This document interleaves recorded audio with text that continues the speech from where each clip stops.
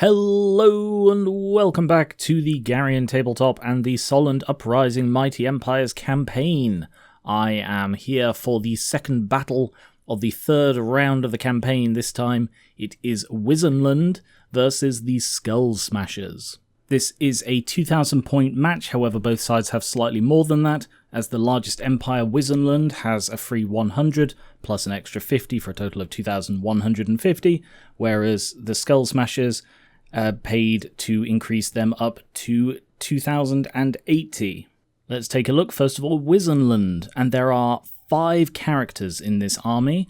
It is being commanded by Harold Giant Slayer, who was specifically chosen when the giant was spotted in the opposing force. He has the returning banner bearer Ivo Verfel, who has fought in a previous match, and they are assisted by 2 wizards. One is a Battle Wizard Lord, which is the improvement on the basic one, Bodo, who is a Death Wizard. He's the one on the horse, whereas Valo Herber is a Heavens Wizard, given that metal is really not very useful against orcs. And then finally there is Ubaldo Kraus, an engineer, who is also mounted but on a mechanical steed. Here is the rest of the force. We have a unit of halberdiers, a big unit of swordsmen, and some great swords. We're getting the Count's own units coming to field now. They are backed up by handgunners, a cannon, and a Hellstrom rocket battery, which will be fun to use. On the Skullsmasherz side, of course, their leader was killed in the previous round, so there is currently no overall leader of the Skullsmasherz, so various factions have risen up.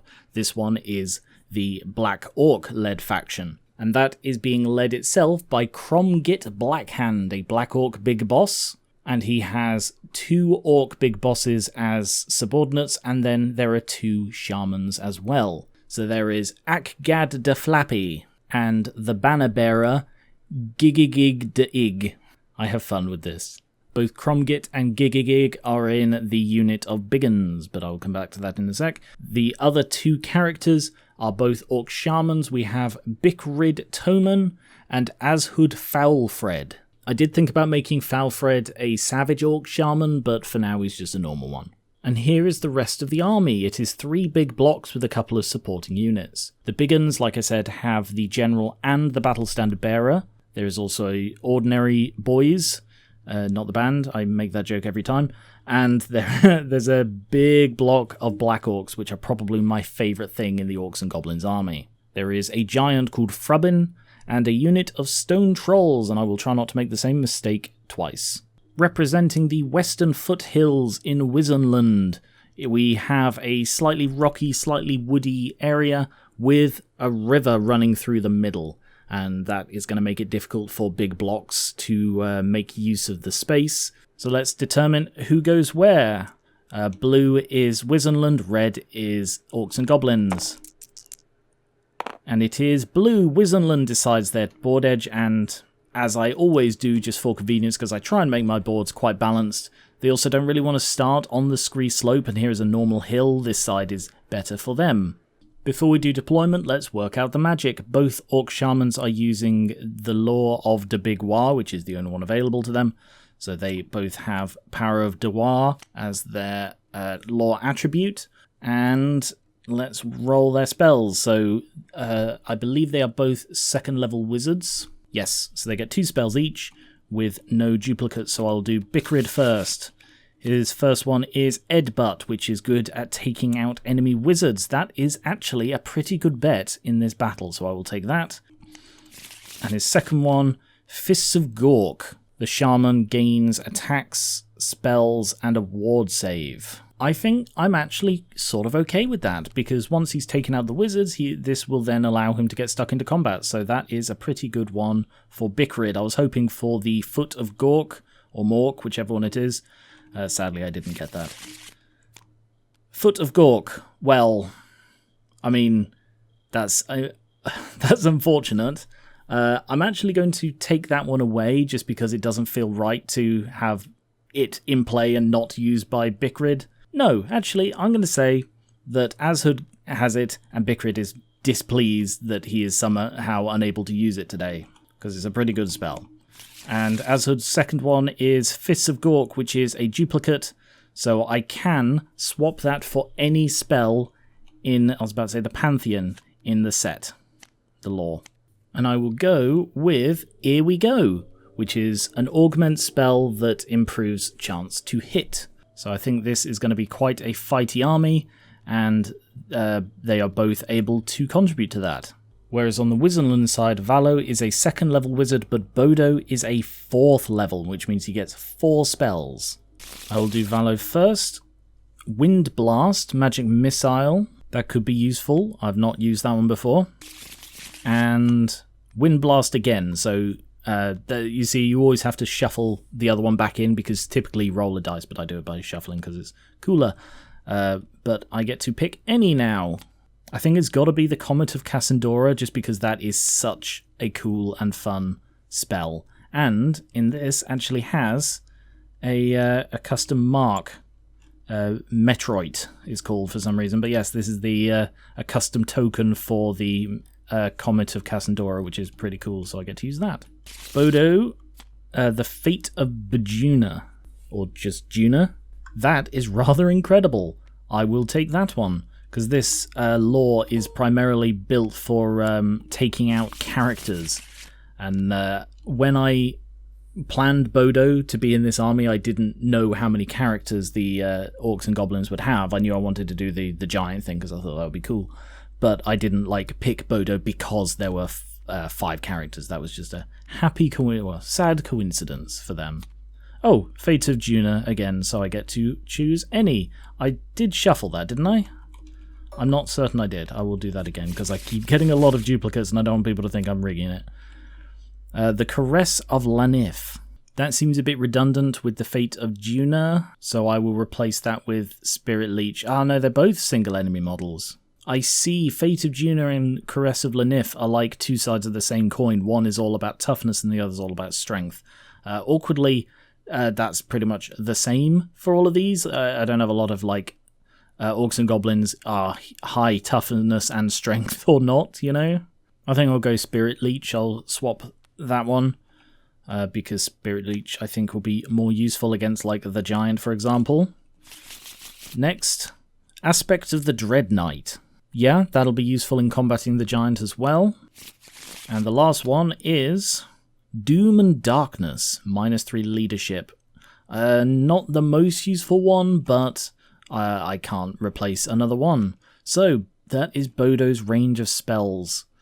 I'm curious to see how the Lore of Death serves. But now that we have the board edges, let's work out who goes first. So I'm going to roll it because I'm not certain that just rolling on the spot is completely fair. Red again. No, red this time. So the Orcs and Goblins deploy first. First thing I'm going to do is have the big block of Biggins right in the center of the battle line. So Cromgit is on that side. That is where I want him, yeah. And I will face that unit with the Great Swords, because if we can break his unit as soon as possible, I think that will be very useful. Next up is the Trolls. I have learnt from my mistake, and I'm going to make sure the Trolls stay within the leadership of the General at all times, because that is the only way that they will be in any way useful. The Swordsmen are going to go over here, and right there. But I'm going to switch around. No, I'm going to leave Verfel there. And the detachment of handgunners, 1 of 2, is going to go here.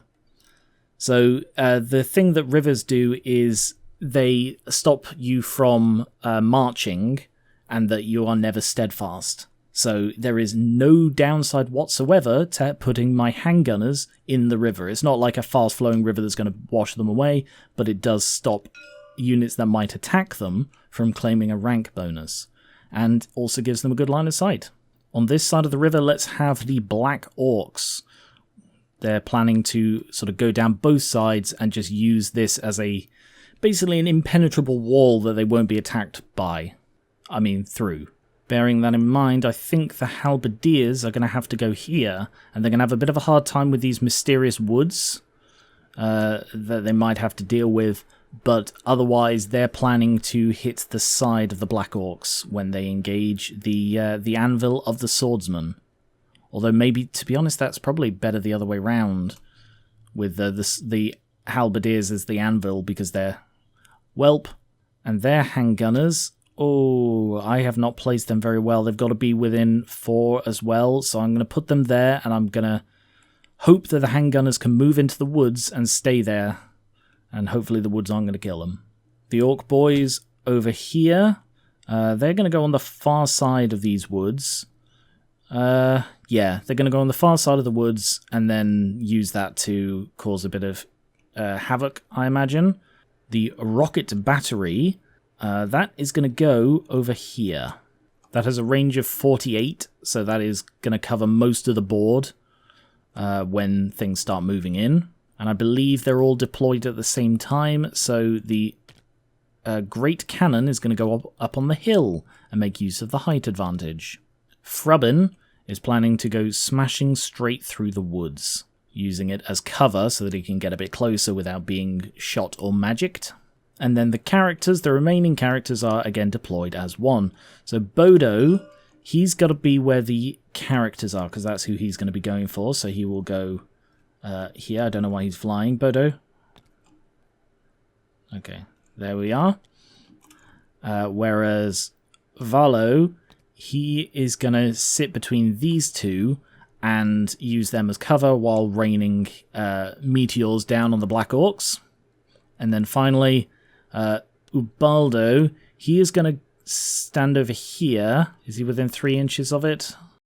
He is. So he's going to stand there, and he's going to aid the rocket battery because he lets them re-roll, I believe, artillery dice. And then over on this side, we've got Bikrit and Ashud.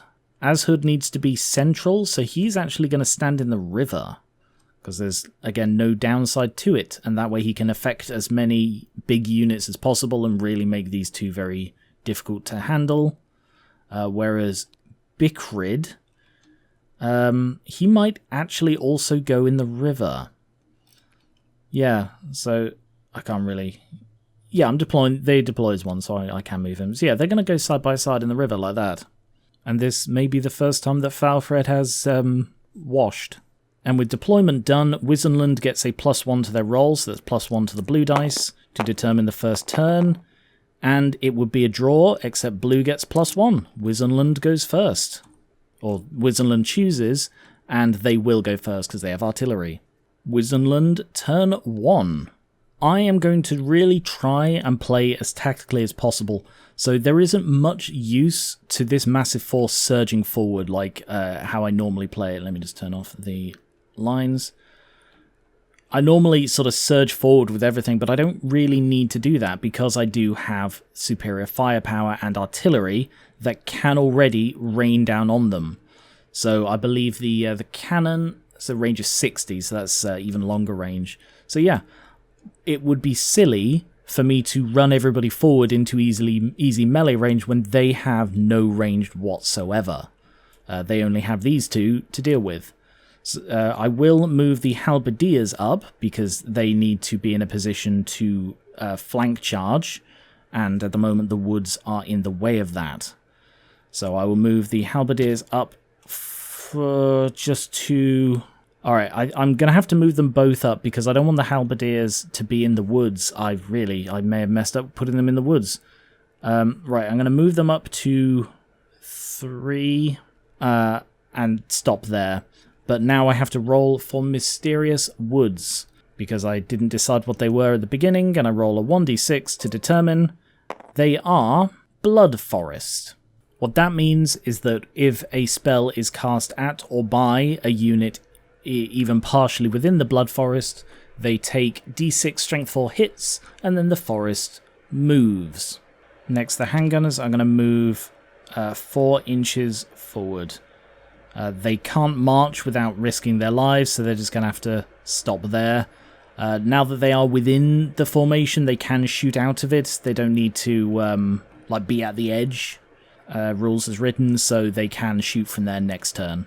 I think I will also move the swordsman forward a little. Not much, just a couple of inches, just so that the halberdiers can still likely charge even a smaller unit that gets into the swordsman. Magic! 7. Both sides are channeling 2, so orcs and goblins. Nope. Empire, or Wissenland, I suppose. Oh, double, wow. So they have 9 dice to play with, that's not bad. Oh, this is the law with the purple sun. That's a shame.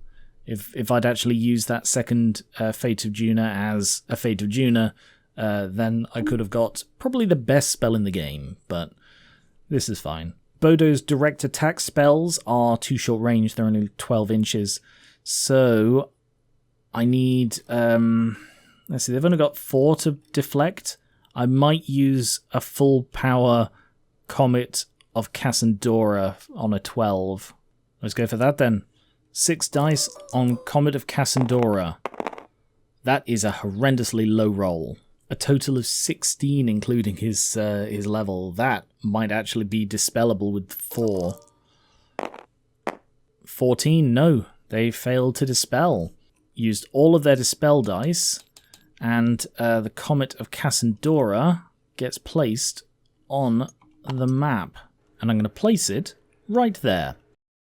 Because the way it works is each magic phase, not including this one because it's at the start of the phase, you roll to see if the comet hits or if the comet gets larger or more powerful. And then when you do eventually roll a hit, it will land and deal a variable amount of damage to everything within a random radius. So putting it right there gives it a turn or 2 for them to move through, and therefore more likely be hit by it.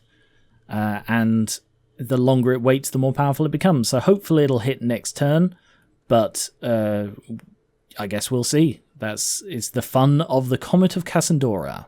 But I think that is actually the only spell that can be cast. Bodo's ones are all out of range, as is Valo's only other spells, so that is it. In the shooting phase, those handgunners moved, those ones are out of range, it's only a 24 inch, but both the cannon and the Hellstrom rocket battery can fire. Sorry, it's Hellstorm. It's Hellstorm and there's just a typo. A typo in the name of the... Okay. Well, personally I think Hellstrom sounds better, but Hellstorm it is. Firing the Hellstorm is a bit complex. First of all, you roll a d3 to determine how many rockets you actually fire. 2, because it's 1 or 2 is a 1, 3 or 4 is a 2, and 5 or 6 is a 3. Then you place the templates and roll scatter. So I'm going to aim, let's see, it's a range of 48, so it is definitely within range of like right there. So I'm going to place it right here. And the thing about, if I remember the Hellstorm correctly, the thing about it is it will never hit where you aim, so you should never aim directly at something. So I guess I want to aim just behind them, because then if like you roll a tiny amount of scatter, it can still hit something, but it will, yeah, I don't think it actually can land directly on. You then roll 1 artillery and 2 scatter dice to determine where they go. And because this is counted as indirect fire, this is why it can never land directly on. Although I got a hit, indirect fire means you use the little arrow. So one goes that way and one goes that way. The one that way is going to hit them, and the one going that way is going to hit them. So not bad. First one goes 4 inches this way, which puts it... Oh, there we go, 4 inches. And the other one is there. So that is not too bad. That is 2 direct hits, essentially, from 1 artillery firing. And then that does armor-piercing damage, strength 3 on everything under it, with no difference for the one under the center, which there normally is for stone throwers. It's an easy 9 hits on the big uns, and 9 hits on the Black Orcs as well. Against the big uns. 5 wounds. They do get an armor save, because it is a low strength, but that is still 4 dead. First casualties, not too bad. And the Black Orcs, 3 wounds. They have a slightly better armor save because they have shields, and they save 2, so only 1 Black Orc dies. I think those shields were well worth like an extra point each. First casualties, that could have been a lot worse considering how good a hit those were. And the cannon actually has Bodo directly in front of it. Arguably, he could shoot directly over, but I think he does also have a line of sight there and there without actually hitting Bodo at all. I reckon the trolls are probably the bigger threat here, so I will go for the trolls. And they have rank, so it can hit through. Yeah, I think that's a good place. Is that... Yeah, that goes past Bodo. I really shouldn't have put him. The one guy on horseback as well. Alright, I'll move it over a bit. So there's no chance of it. Yeah, that's a much better shot. No argument there that it could hit Bodo, I think. So this is... See if it overshoots. Oh, a misfire. And it is a 4 malfunction. It cannot fire this turn or next turn. Merciful, frankly. No combat, so Skullsmasherz Turn 1. And unlike the Wissenland forces, they are definitely going to be moving forward as much as possible. But first, let's test for animosity. It is actually just the big uns and the boys. Black Orcs are not affected by animosity, which is part of why I really like them. Big uns, safe. Boys, safe. I am aware of the Comet, but there is really not much I can do. I guess I'm just going to try and march to get as much distance as possible and accidentally put myself directly next to it. So unless it lands this turn, and there's a 50% chance it will, it's probably okay. And even if it does land this turn, it's going to be relatively low strength. Whereas in a turn or two, it's going to be much higher strength, and I'm not going to want to be near it there, so I need to try and march and get away from it as quickly as possible given where it is located. Oh, stupidity. I almost forgot that the trolls need to test for that, but that is why they're next to the general. They can use his leadership instead of their own, which is a 4, whereas Cromgit has a leadership of 8, so it is a much higher chance, and they pass. Yay! I get to use my trolls! God, how novel is that? So I'm going to move them to keep them at pace and not overtake them. I don't want them charging ahead and getting... Then again, there isn't really that big a threat if they do go slightly further ahead. So yeah, I'm going to move them a little further ahead, not much. These boys are also going to march forward to try and get as close to the enemy as possible. And Frubbin is just going to go traipsing through the woods. And I have to roll for this mysterious woods as well. So it is a d6, and it is 5. A Venom Thicket. Oh no, that's not good. A Venom Thicket gives any unit inside it poisoned attacks, which is 6+ to hit is an automatic wound.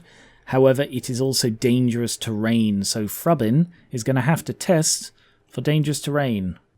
He is okay, but he's not going to march because, then again, it's already dangerous terrain. It's best to get out of it as soon as possible. So yeah, he's going to march and move another. He's just going to get out of it. So he's not in the dangerous terrain. And I've just realised that Harold Giant Slayer is over there and the giant is over here. And Bodo is over there and the giant is over here. I probably should have placed them better to deal with the giant, but I suppose we've got Valo, and the halberdiers. Yeah, I mean, this army's pretty good at taking out giants, I'd say. But I do need to take another dangerous terrain test for him. Or do I?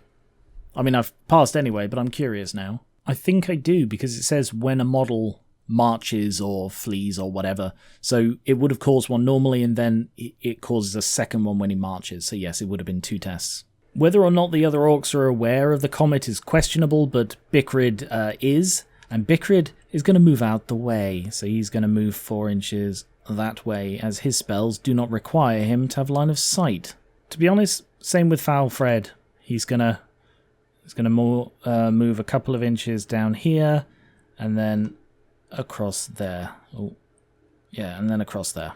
Just get them out of the way, and then they're both going to face the front so that they can still cast their spells, but they don't need to have line of sight for direct damage, but it does need to be in the front arc. Magic! 5. Channeling for the Orcs. No. Channeling for Wissenland. No. Now to test to see if the Comet lands. It lands on a 4+. It does not. Whew. But it does add a marker to it, increasing the radius and the strength when it does. I just checked to see whether the Comet can be dispelled on subsequent turns, because we've got the dice, we could get rid of it and it's going to cause damage. The consensus is it cannot, because it doesn't specify that it remains in play, which could mean it can be dispelled. But because it's just there is this rock coming. Magic at this point cannot help you. You know what? I'm going to fight fire with foot. So Ashud is going to use Foot of Gork. So it's a range of 36, but then it plays the template. But first I've got to get the spell off. I'm going to upcast for an 18, because it's not much of an increase and potentially very good. This is also the only spell I'm going to be able to cast. So an 18 on 5. Oh, that's not good. No, total of 14. Wouldn't have even been able to cast it normally. That's a shame. By the way, this is the token it uses. So this is the template, you place it and it stomps on things. No shooting, so that is the end of the turn, and we go into Wissenland Turn 2. I'm not sure there is any good to moving at all, so I think I'm not going to move anyone. No, alright, I'm going to move Bodo slightly over here. Yeah, I'm going to move Bodo slightly over here just to get him out of the cannon range and give him more of an escape route if the trolls close in much more than they are already. Then straight into magic. 5, that is not much. Channeling Orcs. 1. Channeling Empire. Sorry, Wissenland, no. The other thing about the Comet is because it is not a remains in play spell, you can just keep casting it. And you can have multiple Comets hitting the field. But I have a better idea. I'm going to cast Doom and Darkness on Cromgit. He's within the 24-inch range, and reducing his leadership will make it harder for the trolls to act. And if the... Oh, hang on, sorry, before I do anything, I need to check to see if the Comet lands. So on a 4+. No, it does not. Ooh, that may have just saved them until it lands, at which point it may have killed them, but it means they are not going to get minced before they get to move again. But yes, Doom and Darkness. When the Comet does land, there are probably, hopefully, going to be leadership tests being taken, and if their general is at a -3, that could be really useful. So I'm going to put 5 dice into Doom and Darkness. I only need a 10, and it gets a +4 because of his level. Okay, yep, that's cast. I believe that's a 23 total, which is going to be difficult to dispel, but they're going to try. No. They failed to dispel it, so Cromgit has -3 leadership.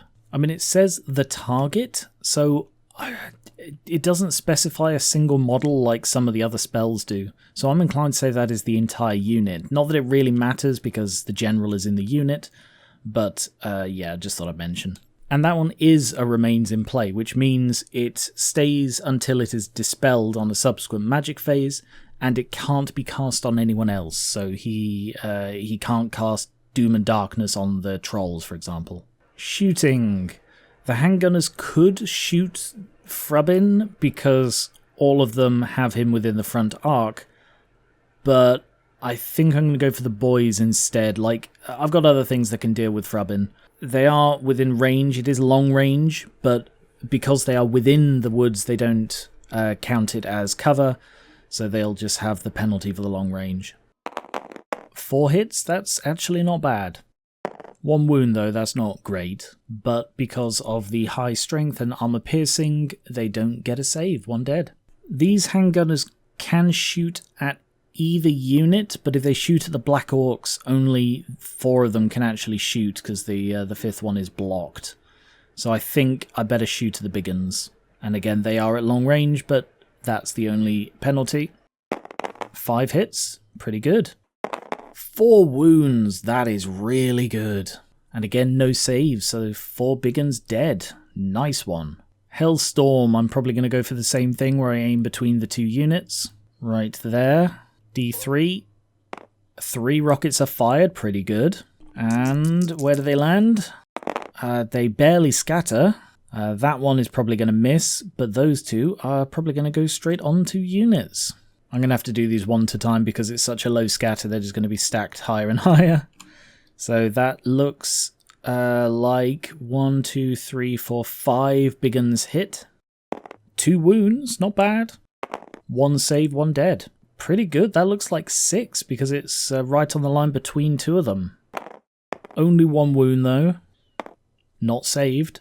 And then the last one goes 2 inches that way, which I'm fairly sure, yeah, doesn't hit anything but makes a splash. Not terrible, but so far the Hellstorm isn't impressing me the way the volley gun did. And the cannon cannot fire until next turn. But Ubaldo can. He has a pigeon bomb. You choose an enemy model within 24 inches and then roll a d6 to see what happens. So Kromgit is just within 24 inches, so I will go for him. I have never used pigeon bombs before. Let's see. They are... boom! Explodes harmlessly in midair. Wow, you need a 5 or a 6 to actually... I suppose, yeah, that's about equal for like a roll to hit type thing. Fair enough. No combat, so we go into Skullsmasherz Turn 2. Animosity and Stupidity. Big uns for Animosity. Fine. Small uns for Animosity. Also fine. Right, and because Kromgit has a -3 leadership, the trolls are now testing for Stupidity on a 5. Which they fail. So instead of doing anything else, they move 5 inches forwards. That, I think, was a pretty good use of a spell. Meanwhile, because Wissenland haven't moved, they are still out of charge range. Wow, maybe this is like the winner's move, is to... The only winning move is not to move. I reckon there will be a charge here. I'm more than happy to risk the Orc boys charging into the woods. They need a 9 to get that charge, and I believe they can stand and shoot. Yeah, they're move or fire, but not slow to fire, so they can still use that. So 9. They don't get, but they do get shot. I suppose that's the risk of charging handgunners. So they first of all make a round of shooting against the boys again. Wow, 4 6s. It's only 4 hits anyway. All 4 wound? Wow. And no save because of the high strength and armor piercing. That charge was not worth it. So I suppose that's the lesson for trying to charge handgunners at long range.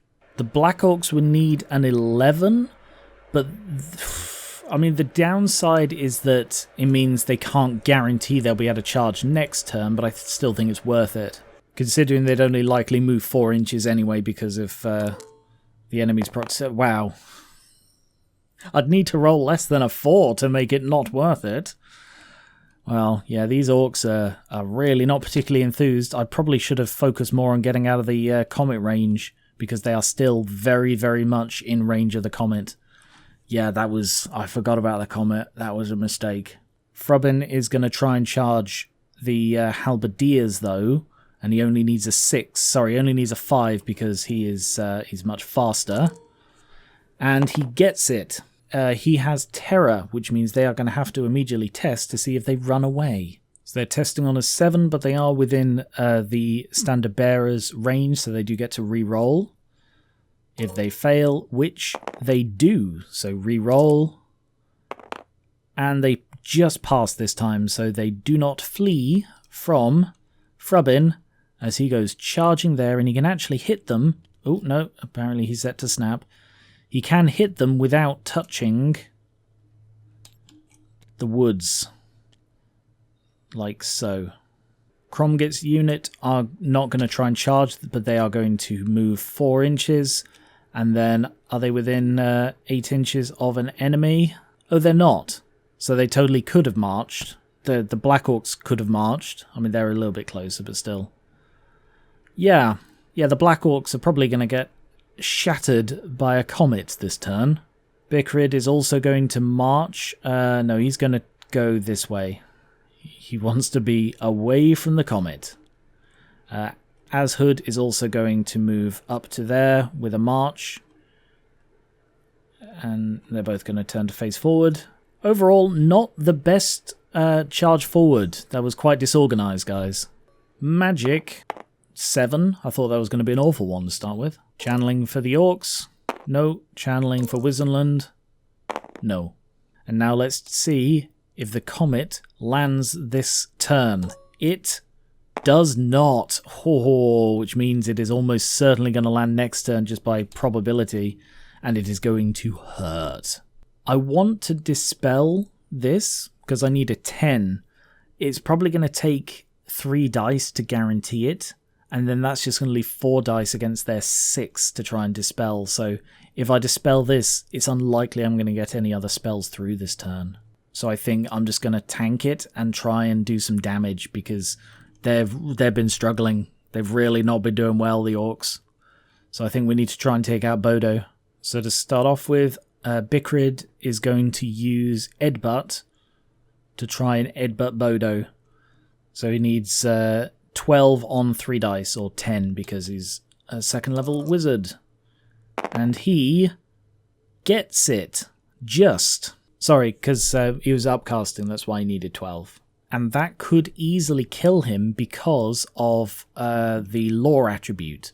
Because there are more things in combat, Frubbin, than fleeing, no one. It should have a +1 strength, I believe. So that means it's going to be a strength 5 hit with multiple wounds, so it could kill Bodo if he lets the spell through, so he is going to be trying to dispel that. He gets a +4 because he is a 4th level, so he's just going to use 2 dice to try and dispel. Oh, he's got to get an 8 on 2 dice. No, he's going to use 3. It's not worth risking his life. And he easily dispels that with a 14. So no Edbutting going on, but it means they only have 3 dice left to try and dispel whatever comes next, which is going to be a big foot on 15 with the remaining dice. And, ooh, total of 18. Bodo will also try and dispel that one, so he does get his +4. 15 is not enough. The Foot of Gork lands. So Falfred can place it anywhere within 36, and then it will scatter. So I think, right, actually I should stop this from snapping. I think right there to hit as many as possible. Move it slightly that way, yeah. Just stomp right in the middle. It does scatter d6 inches, but I believe it doesn't. Like if you roll a, not that one. If you roll a direct hit, it will not. And it goes that way, but it maintains the same facing. So it scatters 4 inches that way. Oh, that is annoyingly far. Okay, I would say that is these 4 swordsmen. That guy as well? No, I'd say it's these 4. It would be a strength 6 hit, but because of Power of Devoir, it is increased to a strength 7. Not that it really makes a difference. It is a 2 to wound either way. That's 3 wounds. Wow, 1 survived. No saves of any kind because of the high strength. So that is 3 dead swordsmen who just got stomped. And now, oh wow, that is actually the first casualties on the Wissenland side. And Bikrid Toman is really not pleased that he's just seen a giant foot come out of the sky and he didn't cast it. So, oh, he's might actually be thinking of a way that he could like headbutt Azhood and try and get away with it. No shooting, but we have this combat. And giants, they are weird. They don't do combat normally. So I roll on the man-sized chart, and it is a 2, which is jump up and down. First of all, I test to see if the giant falls over, because they are unwieldy and not good with their own feet. And if he doesn't, then he will do 2d6 strength 6 hits. Fall over test is a d6, and on a 1 he falls. He does not. So instead it is 2d6, 4 strength 6 hits. And then I don't need to test to see what he does in subsequent turns. He will continue jumping over, up and down until he falls over, wins or dies. Wow, only 2 wounds. That is quite poor. They don't get a save because of the high strength, but I should test their fear, because that'll determine their weapon skill when they hit back. Testing on a 7. Ooh, they just passed. They're okay. I would say that that is in contact, so the champion and the guy behind him do get to fight as well, which means a total of 7 attacks. They may just kill him, you know. 4 hits. I don't think he has any armor.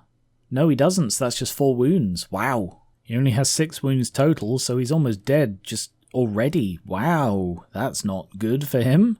But he does now get to Thunder Stomp, which is D6 automatic hits at his strength. So, ooh, 2. He needs both of these to wound, or he may flee. Only 1 wounds. Oh, no. I mean, it's an instant kill for the one that he does. Okay, so that makes it equal. So, no, he is going to lose. He's going to lose because of ranks. They have a banner. They have 3 ranks. So they win by 4. So he does first of all test to see if he falls over because he was beaten in combat, and then he'll do the break test. So on a 1 he falls, he does not. So he takes a break test, but he is stubborn, which means he ignores the combat resolution. So 10. Ooh, he barely holds on, but he does. I didn't do the roll to wound, did I? Sorry. It was 4 hits. And it's like, oh, he doesn't have armor. Automatic wound. That's not how it works. I'm sorry. It's a 5+ to wound because halberdiers have a higher strength. Okay, so that's only 2 wounds. So they would still win the combat. Yeah, they would have still won the combat, but he keeps 2 of his wounds.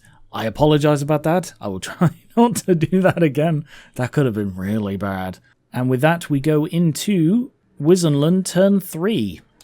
I'm tempted to charge, but I kind of think that I shouldn't.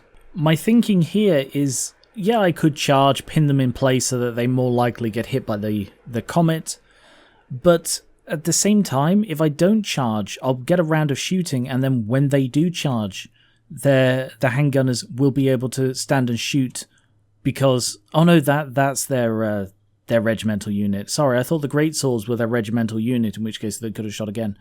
Okay, no, that does actually change things. Yeah, I think I will charge. So they need a 5, which they fail to get. That's bad. That's really bad. Oh no. That has put them in very, very easy charging distance, although they are still likely, even in combat here, they're still liable to be hit by the comet. Oh no, the trolls are also in a pretty good position there to flank if they do actually get to act. Well, Bodo, he's going to turn and move up here. Oh no, sorry, I think he gets to there, and then turn to face the front again. The swordsmen are going to stay where they are. I think they're fine. I think the halberdiers have got this fight. The Black Orcs are far enough away that they don't need to think about countercharging themselves. Magic.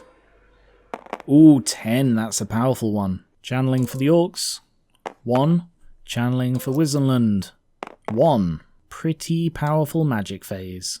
Ooh, actually, sorry, just realised. When Harold charged, Harold has the Terrifying Mask of E, which means he causes terror. So as soon as he declared a charge, they had to declare a charge reaction, and if they can declare a charge reaction when being charged by something with terror, they have to test their leadership, which is at a -3 because of Cromgit. So they would have tested on a 5 and failed. Are they within 12 of the banner? They are, because it's in the same unit, so they do get to re-roll. And they fail again, which also means the trolls probably could have re-rolled, because it's a leadership test, and I forgot that. I apologise. But no, they fail. Oh no. Their unit flees from the greatsword because they've seen the mask that Harold is wearing, and they're like, not dealing with that. And although Cromgit has the immune psychology rule because he's a Black Orc, he doesn't carry it over because it has to be the majority of models in the unit. So yeah, they do flee. Oh, that is really bad for them. So they flee 6 inches. They just turn around the entire unit. I'm going to flee back towards the Comet. Oh, they were almost out of it. Oh, that is really bad. He brought the Terrifying Mask of E because it gives him courage against the giant, because a model with terror is unaffected by terror, so he could charge the giant and be charged by the giant without concern. But, yeah, it didn't occur to me that it would also affect when he charges other people. The trade-off is that other models can't use his leadership, so I don't know why I even bothered giving him the Inspiring Presence radius. No one can use it. Well, I'm glad I realised that before rolling for the Comet. So let's find out if the Comet lands this turn. It doesn't! Oh, okay. It's now up to 4 markers, which means it's going to have a +4 strength and +4 hits, I believe, when it does finally land. The big downside I'm finding with Bodo's spells is all of his attacking ones are so short range. There is just nothing in range because they've just stayed back. To start with, Valo is going to cast Wind Blast, and he's going to cast it on the Black Orcs. So he can't hit there because it has to be line of sight as a magic missile, but he can hit these ones up here within range without crossing another unit. So I'd say that's just within, just misses there, but it still counts as hitting the unit. So he will cast Wind Blast, upcast, so he needs a 14, and he's going to use 4 dice. Minus his wizard level, he needs a 12, which he gets. Total of 17, and I don't think he's going to try and dispel it, because all it does is it moves him. I mean, it's upcast, so it's possible it'll knock him into the big uns and do some damage, but they suspect another meteor is on its way, so they would rather dispel that. So because it was upcast, it pushes them d6 plus 2 inches away. Ooh, 8 inches. Wow, 8 inches away. That's a lot. So it's going sort of that way. Or would it be based on sort of there, so sort of a longer up here type thing? So 8 inches pushed that way. It's definitely still within range of the meteor, and now it is so much further away. Oh wow, they are just being buffeted around. And I'm going to cast a second Comet, and this time I'm going to upcast it. So it's a 24 is needed, or 22 taken into account his level, but then it adds 2 tokens, 2 markers each turn, so it'll speed up a lot more, and it's going to use 6 dice. Ooh, that is pretty good for non-irresistible. 25, that is just enough. 6 dice to try and dispel. Level 2 wizard as well. Oh, they could have had an irresistible dispelling, but they didn't. 20, that's not enough. The spell passes. And this one is going here. So it's an upcast one, which means it adds 2 markers each turn it doesn't arrive. But the point of this is he really wants to decimate the Black Orcs. They are the biggest threat on the field, except maybe the Trolls. So maybe he should have put it over here, but they're already fleeing, and this unit has only lost, 2 models? So it's a pretty solid unit, even though it has been pushed back, and this way it is almost certainly going to be demolished by meteors. Shooting. The handgunners against the boys. And I believe they are now within... Yep, they are definitely within short range. 6 hits. Only 2 wounds, but no armor. These handgunners are going to shoot at the fleeing unit. They are all within long range. Only 3 hits. Only 1 wound, but again, no armor. These trolls are looking like an increasingly large threat, and the cannon can now fire. So the cannon is going to go for these trolls. Here we go. It overshoots by 4, so it moves 4 inches this way to there, and then bounces 2 more inches. So basically hits those 2 trolls, is what that's saying. And the way it works, because trolls are monstrous infantry, they're much larger than ordinary people. So unless it kills the troll, the first troll, it doesn't carry on and hit the second rank. But as it is a strength 10 hit, it is, yeah, it wounds. And the troll's only hope is their regeneration, which is a 4+, I believe, save. And it's like a ward save, but if they save this, then they don't die. And saved it. So yeah, the troll is fine. It just takes a cannonball. The cannonball just goes into its stomach, and then it just spits out the cannonball and heals. So it doesn't hit the second one either. Wow, that is powerful. I guess I'm used to regeneration not being a 4+, because usually it's stated what it is, and with some of the other stuff like the vampires, it's like a 5+ or a 6+. But for them, it is just a 4+ regeneration. And the Hailstorm is going to shoot there. First of all, see how many rockets. 2 rockets. And they scatter 10 inches. Oh, both in that direction. Okay, that might hit the trolls. Nope, I overestimated how much 10 inches was. Goes there instead. So that hits 2. 1 wound. Saved. Oh yeah, that one actually does scatter onto the trolls. Hits a troll and a boy. Against the boy, no wound. And trolls actually have remarkably low toughness. But it doesn't wound them either. Yeah, I'm thinking that the Hailstorm wasn't the right pick here. It's good against low toughness people because it's a fairly low strength attack. It's only strength 3.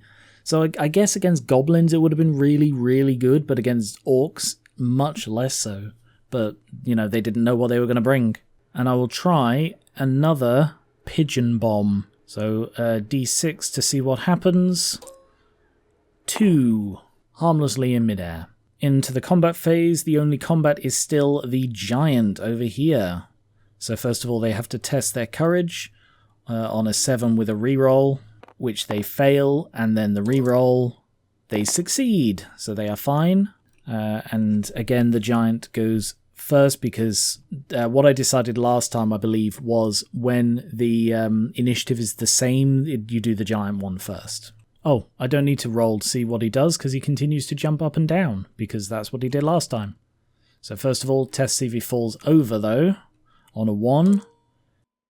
He falls over! And I do actually get to use the giant template. That'll be fun. So first of all, you roll a scatter to see which direction he falls. Backwards. So that means he's not going to hit anything. Because there is nothing behind it. Oh, actually, I say that. I just checked, and this is the feet end. So that's the end that faces the giant. Yeah, he is. He is going to fall on the boys. They are not having a good game. Any models completely under a hit automatically, anything partially under is hit on a 4+. So looking at it downward, these two are partially under, so they get hit on a 4+. Neither are hit.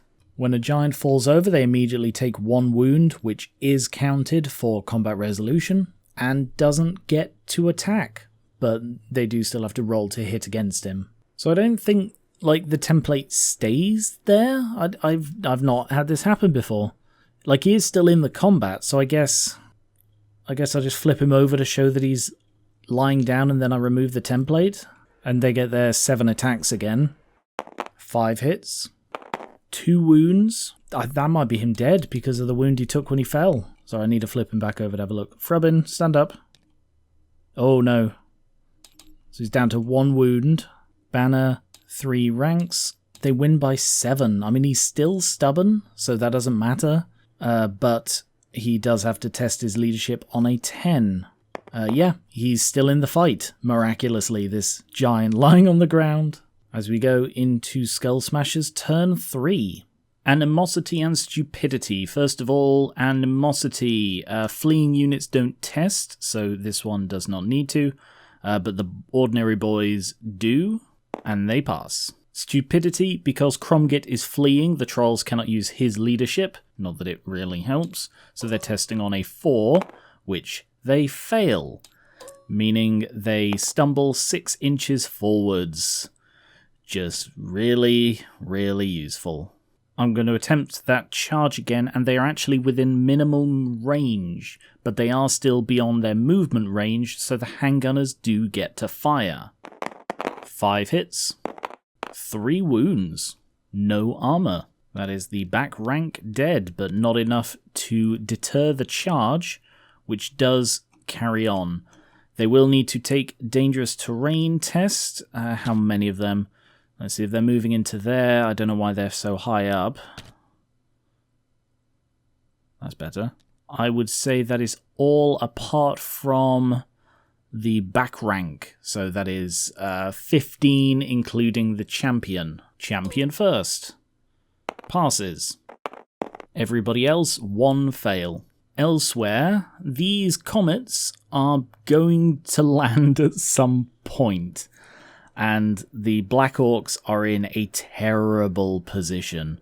Although first I should check if they continue fleeing. So they are testing on his leadership of 5, sorry, because of the -3. Which is not good. Yeah, no, that is literally the worst roll they could have. They are within range of the banner. The question is, do they get to test that if the banner is fleeing? No. No, it does not. So they fail. And they continue to flee 7 inches. Although that will take them a bit further away from the comet, which is precious little help for them now. But, you know, silver linings when surrounded by cowards. This is not looking good for Cromgit's leadership bid. The Black Orcs, can they rotate? Yes. So they're going to rotate 1 and then move 3 up to there. However, because they are partially in the river, they cannot march. So they are stuck there. Yeah, they were trying to get out of it and didn't. Oh, that's really bad for them. Ashud is going to move 2 inches to there, and then 2 inches to there to try and get a little bit further away. And Bikrid is going to go 4 inches over there, and then turn to face as well. Magic 3. Channeling the 2 orcs. No channeling the 2 Wissenland 1. I think they have to use all 3 to try and get rid of this leadership, otherwise Cromgit is going to flee off the battlefield. So they need to roll -2 for his level. They need to roll 8 on 3 dice in order to dispel it, which they succeed at doing. So they are no longer affected by doom and darkness. That is not much consolation when they are probably about to be... Oh, yeah, no, of course, sorry, I have to test that first. So I have to actually test both comets. So first of all, the little comet, on a 4+ it lands. Oh, no. And the big comet... on a 4+, it lands. Oh no. This is the turn, everybody. The turn when the army gets crushed by meteors. So the way this works is the comets hit every unit within 2d6 inches, friend or foe, for a total of 2d6 plus the number of markers hits.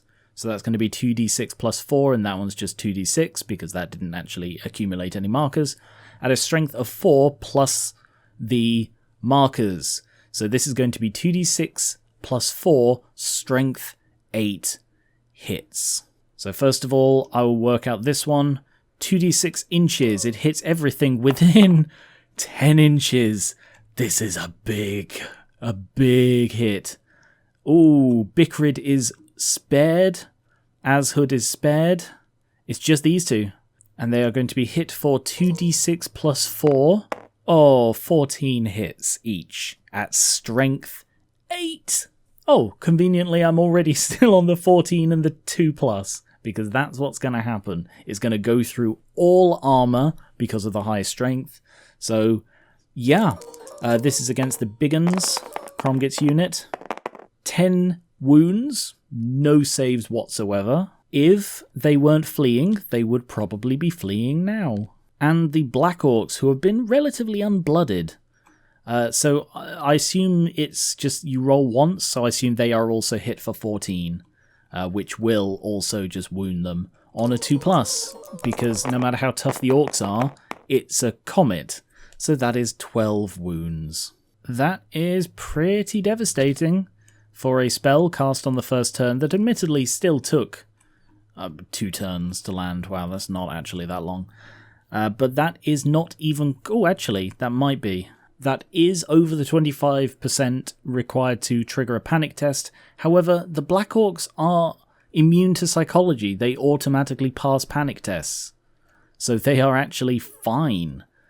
The second meteor is about to land, however. But that one is much weaker. It's still 2d6 inches, but it's just 2d6 hits at strength 4, which could still do a lot of damage, as it hits every unit within 8 inches.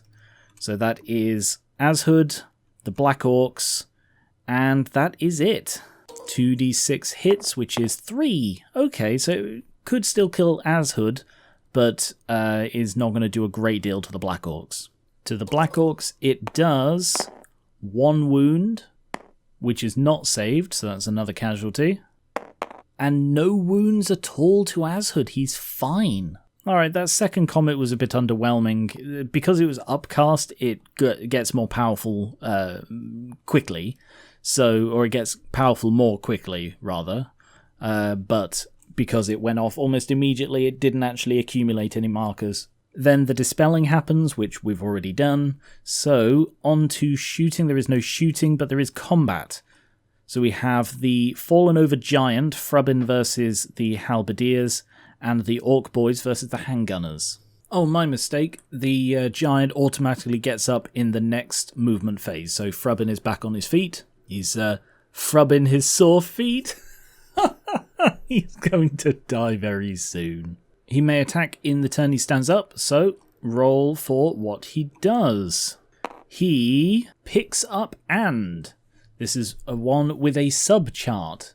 So he picks it up and he stuffs it into his bag. So a single model in base contact of the giant player's choice can try and pick it up. So it's going to be the champion. The champion can make a single attack to try and fend off the giant's hand. If it causes a wound, the giant, well, in this case, dies. He's going to die from a cut on his hand. Halberdier rolls to hit and misses. So he is unable to stop the giant from picking him up and stuffing him into his bag. So the Halberdier champion is dead. And normally something would move forward to fill the space, although there is currently a tree there, just ignore that. But because the giant did this at the same initiative, they don't fill the space in time, so actually one fewer. No, they will still attack, because it is simultaneous. So yeah, he will still get both of his attacks, I guess. It's a bit questionable when it's like this, but yeah, technically they are simultaneous attacks, which would be 7 Halberdier attacks. They only need 1 wound, so Frubbin is probably Frubbed his last, whatever that means. They have +1 strength for the Halberdiers. Oh, wow! I meant +1 strength for the halberds. They failed to wound him. Miraculously, Frubbin didn't die. They do still manage to win the combat by numbers and banner. But, yeah. Okay. Well, first of all, Frubbin has to test to see if he falls over because he lost the combat, which is on a 1. He does not. He is stubborn, so he is testing on a 10, which he passes. Interesting. Okay, that is not an outcome I expected from that fight. Orc Boys versus Handgunners. Bizarrely, the Handgunners are faster than Orc Boys. They're crazy slow, Orc Boys. Orcs in general are much slower than I expected them to be. All 10 Handgunners are fighting, and 5 hits, 2 wounds, no armor, and they have spears instead of hand weapons, so they do not get a parry save, so that is just 2 dead. The Handgunners actually managed to kill 2 orcs. The champion has a higher weapon skill, so I will do his 2 attacks first, and the Orc boys all get +1 strength in this round of combat from their choppers. Oh, Akgad the Flappy is here. I forgot he was here. He's such a quiet, subtle character. He actually has the same initiative as the handgunners, so he will fight at the same time. He gets 3 hits. Very good chance to wound, so 3 wounds. Then it's the champion's 2 attacks. 1 hit. 1 wound. They have no armor, so another one dead. Because they charge this turn, they don't get their spears, so that is 8 Orc boy attacks. 4 hits. And with their choppers, that is 3 more wounds. They have +1 for the banner and 2 ranks, meaning they win by 9. So they are testing on a double 1. They do get the reroll because they are close enough to Ivo. But this is not likely. So reroll. No. So they do break. I don't know why I always move away from this thing when I always have to go immediately back to roll the distance. 7. And the Orcs are going to restrain. To restrain pursuit, this isn't something I do often. I have to pass a leadership of 7. No, okay, they pursue anyway. So they pursue 7. I believe that is what... I just rolled it and I've already forgotten. I think that's what they rolled to escape. So I think they're probably run down. Well, they are run down. But it means that they're going to be... Oh, sorry, didn't mean to pick that up. It means the Orcs are going to be moving 7 through this, so all of them are going to have to take a dangerous terrain. But first of all, they can't test. So no, actually, they don't take a panic test because they're already in combat. So yeah, these guys just move through and... I didn't take a dangerous terrain test for Akgad. Yeah, it's probably a bit late now because, yeah... I'm just going to take an additional one for him because he gets a wound. Because I really should have tested him separately before when they were charging in, and I only noticed the champion, so 14 ordinary ones tested, and I've just tested him as well. So that was for the previous one, and now I'm going to test him and all of them again in order to have them pursue through for 7 inches. So Akgad, a champion, and 15 Orc boys. Akgad, he's fine. Champion, he's fine. 15 boys, 3 fail. And the rest of them move through for 7 inches. And normally it's directly forwards, but I'm going to move them a little bit away to maintain the 1-inch gap between enemy units. As we go into Wissenland Turn 4. Looking at the board, the Skullsmasherz battle line is in complete disarray. Like, the way they've been manipulated is stunning. This entire side, basically these guys are the only ones who've done anything of worth whatsoever. So that isn't good for the Skullsmasherz, but the question is, how do they handle it now? The trolls are within the front arc of the greatswords, and anything that can charge them is quite some distance away. So I think it makes sense to charge the trolls rather than let them sort of rally and then cause havoc back here. So the greatswords are going to charge the trolls. They are within the minimum range, so it is easy enough to just get their free 90-degree rotation and move in such a way that they are all in base contact. Miraculously, they're not in the river. Not that it actually matters for the greatswords, because they are stubborn. So they are one of the only units, them and the giant, are the only 2 units in this game. What about the trolls? No.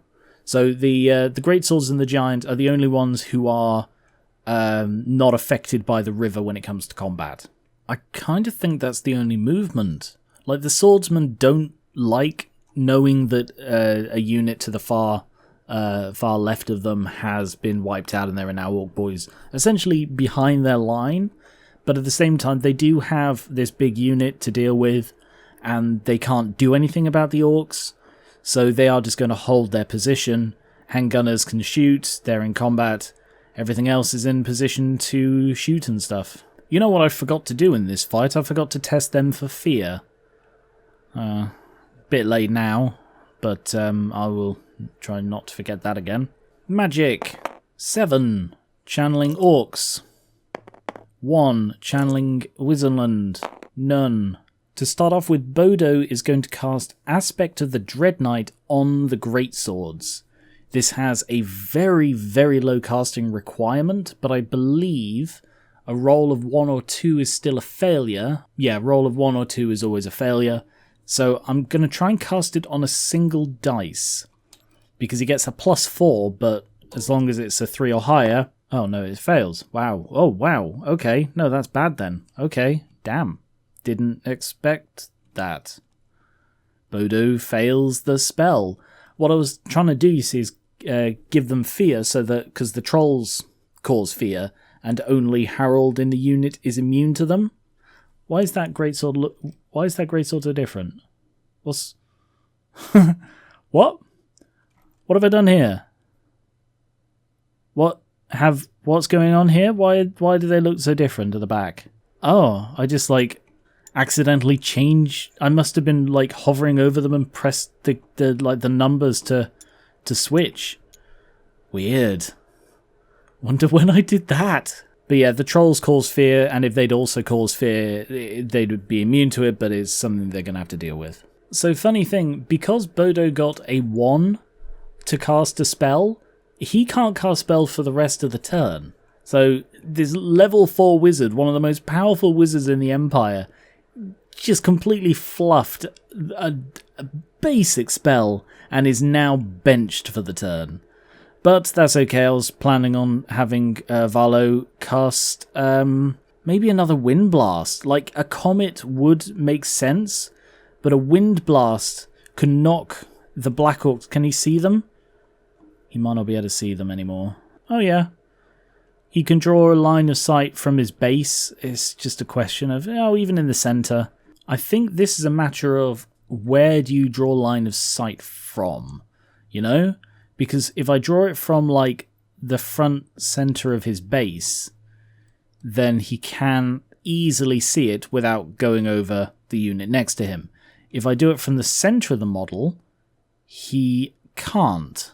I guess rules as intended, stuff like cannons, they're always drawn from, the barrel of the gun. So if you had a cannon model with the barrel on this side, you would draw it from this side. It's specific to the model. And I guess similarly to that, line of sight is from their head. So his head is closer to the centre of the thing than the front of it, and therefore it doesn't make sense to have his line of sight be at the very front of his base. That's my interpretation of it. I don't know what you think, let me know. But I would say because of that, Valo cannot actually see the Black Orcs in order to cast Wind Blast on them, because he didn't move. So instead, Comet of Cassandora, upcast, so 24. And it's irresistible. So, uh-oh for him. I'm going to place it there, I think, because that is quite likely to do some damage and not that likely to hit these guys. But he is probably in trouble. 10. Power Drain. Oh, okay. Wizard level is reduced by 1d3. That is a 2, so his wizard level is reduced to 0.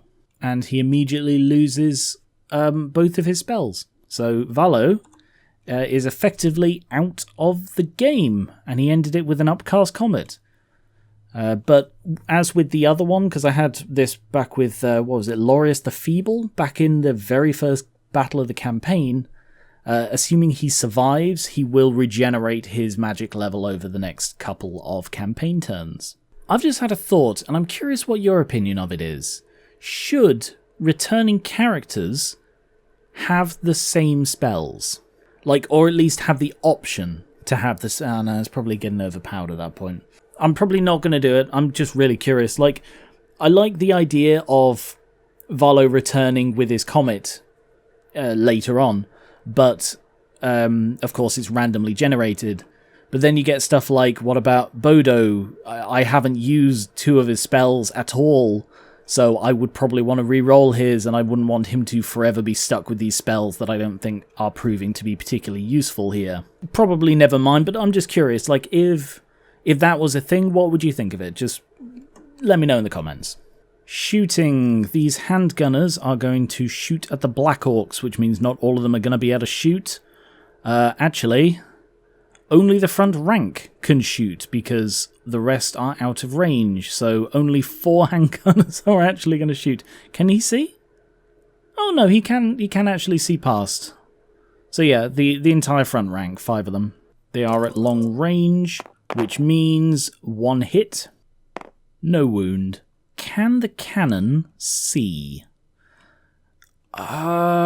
Debatable. Oh no, it can, because it can pivot. I'd say the cannon can, and these are sort of irrelevant. I'd say the cannon could draw line of sight to Azhud. Past them, maybe? No, I'd say he couldn't shoot at the Black Orcs. Like, yeah, because the way I interpret cannons is they go fairly direct line. There is a bit of arc to them, but not a great deal compared to, you know, something like these, the Hellstorm. So I would say he can't shoot at the Black Orcs, but he can try and take a pot shot at Azhud. Let's try and land it there, or maybe a little bit further back. Yeah. See where it lands?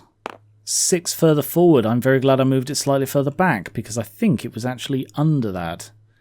So that's 30, so 36 is a bloody direct hit directly in front of Azhud, which I think puts him under the central hole. Yeah, I would say he's under the central hole there. So unless this is a misfire... No, okay, Azhud is hit.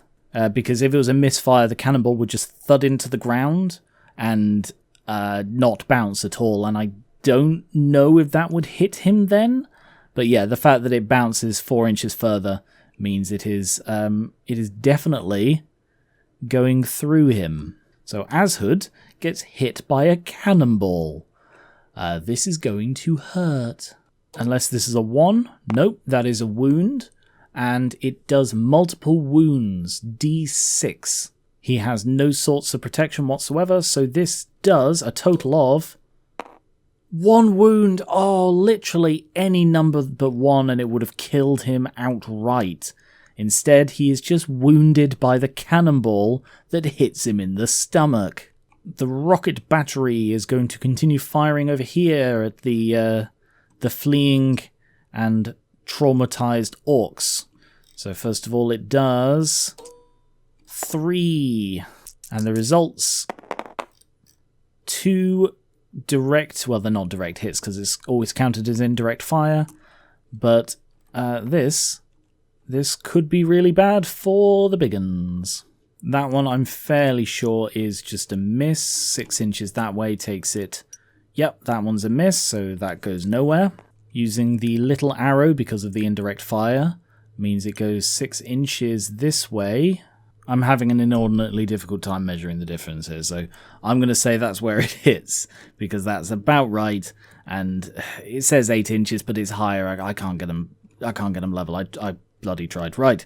That is going to hit Cromgit, and I think that's the champion there. Yeah, that's the champion, and 3 ordinaries. So first of all, we get 2 Lookout Sir rolls to see if Cromgit and the champion can be saved. Cromgit is saved. The champion is saved. So that is 5 ordinary big uns. 2 wounds. I am not sure about something, because I have a discrepancy, another one, shocker, between my sheet and the rules I can read. And what it says is that on the sheet says that indirect fire in this case is a scatter dice minus, sorry, the artillery dice minus the ballistic skill of the crew. And I cannot find that written anywhere in the rules. Not on the Hellstorm rockets, not on indirect fire, not on ordinary scatter. I don't know where they got this. I don't think it's a rule. I could be mistaken. If it is a rule, let me know, but I cannot seem to find this anywhere in the rules. So I'm just going to assume that I was doing it correctly and just continue on. 1 armor save pass, so 1 big un dies. And then the final scatter has it going 6 inches this way. Again, it's hard to gauge exact distances because one's higher and one isn't. But I think that is correct, in which case it hits 2 ordinary... Oh no, the champion, the banner bearer... oh no, sorry, that's Cromgit. Oh, sorry, that was Gig. My mistake. Anyway, yes, either way, they weren't hit. So this one is, again, 2 Lookout Sir with the champion, and this time it is actually Cromgit. Champion is hit anyway. Cromgit is not. The champion's hit. Ooh, does wound. And he doesn't save. The champion is killed. And the 2 ordinary ones, 1 wound. Not saved, another dead. Further depleting this unit that has done absolutely nothing. This was supposed to be one of the hardest hitting units in the force. That one and that one. Oh god. The way that they've just been manhandled this entire game is unprecedented to me. And Ubaldo is going to use his pigeon bomb, this time on Bikrid. And it... Oh, that's not good. Oops. Place the small round template over Ubaldo, and every model touched takes a strength 4 hit. Essentially, the pigeon just dropped the bomb on him. That is just Ubaldo, and just to mention this, even if it did touch this crewman, the crew members are just there for aesthetics. They don't actually count. The rocket battery is the only actual model here. So yeah, Ubaldo takes a strength 4 hit. He takes a wound. He would normally get an armor save, but it's negated by the strength of the bomb. So Ubaldo takes a wound. And he's actually on a mechanical steed, and I didn't realise there was a rule associated with this. Roll a d6 at the start of each of your movement phases. On a 1, his movement is reduced by d3 for the remainder of the game. So this is actually the 4th movement phase, so I'm going to roll 4 of these, and on each one will reduce his movement. Not that he has moved, so it doesn't actually matter, but just to catch up. No, he's fine then. Combat. I will do Frubben versus the Halberdiers, and so they need to test. First of all, for fear. Not going to make the same mistake again. They fail, but they are within range of Ivo, so they get to re-roll it. And they fail even worse. So they are on weapon skill 1. Rolling for the giant, he gets a 3, which is another pickup and. So this is going to be an ordinary halberdier. So they get to make a single attack first, which he misses. So he does get something happen to him. The halberdier is picked up and hurled. The victim is hurled into an enemy unit within 12 inches. Randomly determine which. The victim is removed and the unit takes d6 strength 3 hits, which count towards the giant's combat resolution. So that could be Valo, it could be the swordsman. Yeah, it's one of those. So 1, 2, 3 Valo, 4, 5, 6 swordsman. 1, 2, 3 Valo, 4, 5, 6 swordsman. Valo it is. Here's another time where I'm going to have to make a judgment based on what the rules don't say. Valo is a lone character within 3 inches of a unit of the same troop type, which means he does get a lookout sir, but it's questionable whether the giant throwing the halberdier counts as a shooting attack of any kind. I would say it does because he is throwing a man, and therefore I am going to allow it. So on a 4+, Valo gets protected. He gets protected, so instead it does hit the unit. And they take d6, 6 strength 3 hits. 3 wounds. No saved. Wow, the giant kills 3 people. Just in the nearby swordsmen who are doing absolutely nothing but minding their own business. And he gets 3 to his combat res for that. Plus 1 for the halberdier he killed. But now 6 halberdiers are going to strike back. 2 hits. If either of these roll a 5, yep. Frubbin is killed by the halberds. Oh, Frubbin, you fought remarkably well, but Frubbin is no more. he's frubbed his last. Such a stupid name. They then get to make a reform because they have nothing to pursue. So they're going to reform and they're going to face the Orc boys. I don't have space to turn the unit because, you know, it's too tall and Valo is there. They'd be encroaching on the 1-inch gap. So instead, I'm just going to reform them and make them a wider unit. Like so. So it's not the cleanest job, you know, I normally swap it so that they do have like a single wide thing, but because they are specifically doing this in order to face the Orc boys, this will do. And then over here we are in the unique situation where both sides need to take fear tests, because Harold is terrifying with the Mask of E, so the stone trolls who only have fear are effectively the terror is downgraded to fear and their fear is negated against him, so they have to take a test, and the great swords have nothing, so they are fearful of the trolls. So yeah, both sides are going to take fear tests. The trolls are testing on a 4, which they remarkably pass, so they are not afraid, and the great swords are testing on an 8, which they just pass. Because the downside of the Mask of E is that nothing can use his leadership, but the great swords have a pretty high leadership already, so they're fine. The trolls have an initiative of 1, so everything gets to go first.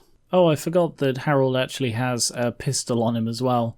Oh well. He gets 3 attacks, all 3 hit, and Harold is wielding the Giant Blade, which gives him plus 3 strength. So you can see why he's the Giant Slayer.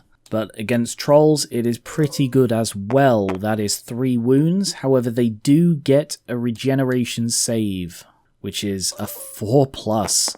2 fail, though. So that is 2 wounds against one of the trolls. They have 3 wounds each, so he doesn't actually kill any of them. But remarkably, the great swords are one of the only units in the game that go after the trolls, because they are wielding great swords, which have always strikes last. So the trolls are going to be able to counterattack before they get carved up by the greatswords. Only 2 trolls can fight, but they have 3 attacks each. 3 hits, 3 wounds, but despite the troll's strength, the greatswords are wearing very heavy armor. They do get armor saves, but they all failed, so that is 3 wounds caused by the trolls. And now they are going to get carved up, but the trolls will also get a stomp attack, which happens at the same time as the greatsword attacks, so I will do those. Again, it is just these 2. They are automatic hits, so 2 more hits. And no more saves as well, so that is actually 2 more wounds. But this happens simultaneously, but, you know, it doesn't really matter, because the greatswords are so far back they wouldn't be able to contribute. So now, 10 greatsword attacks, and they have plus 2 strength. 7 hits, 4 wounds. Trolls do have an armor save, but the high strength of both Harold and the greatswords just go straight through it. They do have their regeneration, and 3 failed. That is not good for them. So that is 1 troll dead, and another severely injured. The greatswords have a banner and 3 ranks, so they win by 4. Despite being stupid, the trolls do still have to take break tests as normal. They're not stubborn or anything, so they are actually testing on a double 1, because they have 4 leadership minus 4, you know, and it's always on a double 1. Ooh, they almost held on, but they did not. So they flee 2 inches. Oh, that's bad for them, because they get pursued 9. Not that it mattered, literally. I didn't even need to roll to pursue, because, you know, the lowest I could roll is a double 1, and that would still be enough. So yeah, the trolls are wiped out by the greatswords, who then pursue to there. Okay, that might have just changed things. Skullsmasherz Turn 4. Animosity. The Orc boys still need to test. These guys do not still because they are fleeing, and there is no one stupid left alive on the board. So the Orc boys testing for animosity, they pass. Question is, can they see to charge? They can, and they're going to, because what else would they do, basically? So they just get their full 90 degrees and directly forwards. The Black Orcs would need an 11 to charge. Oh, I don't know. I think it is worth it because rolling 2d6 is going to be higher than the 4 inches they can move. Most likely. They may get lucky. Yeah, that's their only chance of not being hit by this comet and actually being able to do something. So they're going to charge, and they need an 11. Oh, they almost get it, but not quite. I don't believe they're within 3 inches. Nope, they can't do a stand and shoot when their regimental is charged because they need to be within 3 inches. So they actually do move 10 inches forward, which is the closest they've got to the enemy battle line this entire game. We're in turn 4. Crazy. But it means the comet may not hit them. Now to see if Cromgit rallies, and he is testing on his ordinary leadership for the first time in ages, so he's testing on an 8. And he passes. He does also have a musician, which I always forget, which gives a +1, but you know, they charged anywhere, a -1. Anyway, they succeeded. So they are no longer fleeing, they rally, and are now facing that way, which is probably just in time for the comet to land. What about these guys? Ashud, who has just been hit in the stomach by a cannonball, is not going to move because he's outside of the range of the comet and doesn't want to go into the venom thicket, and the only other place he can go is round it, which would just take him so far out of the battle it's not worth it. Bikrid, he is going to move forward 4 inches, just in case, because he can do his whole Fists of Gork thing. Magic, 9. Channeling 2 orcs. Nope. I don't know if he can channel.